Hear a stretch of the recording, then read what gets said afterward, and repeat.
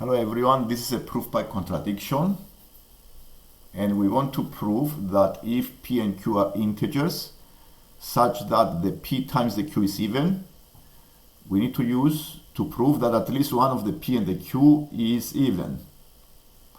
We start by setting up the contradiction, and we say that there exist integers p and q such that p times the q is even and both p and q are odd.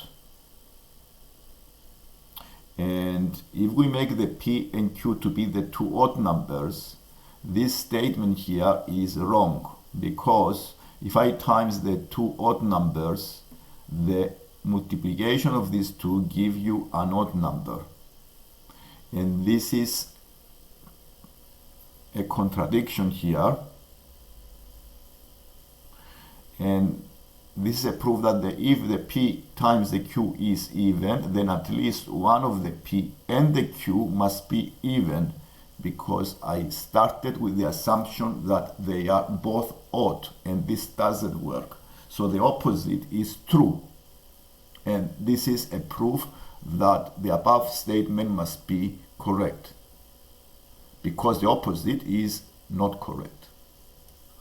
So the second part of this question is, given that x and y are integers such that the x is less than 0 and the x plus y bracket square is less than 9x squared plus y squared, show that y greater than 4x. So we start by the bracket square and the inequality x plus y. We work on this inequality and we need to show the statement y greater than 4x. We expand the brackets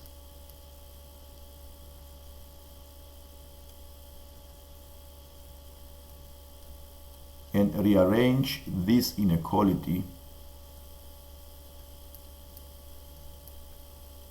in such a way we have the y on the left hand side, so it makes sense here to factorize the y's. Actually the y square cancel out, so you have 2xy less than 8x squared. And the x is negative. This is x negative, and here I divide by a negative value. Because I divide by a negative value, the symbol of inequality changes into the opposite direction, and now I have the y is greater than 4x, and this proves the statement.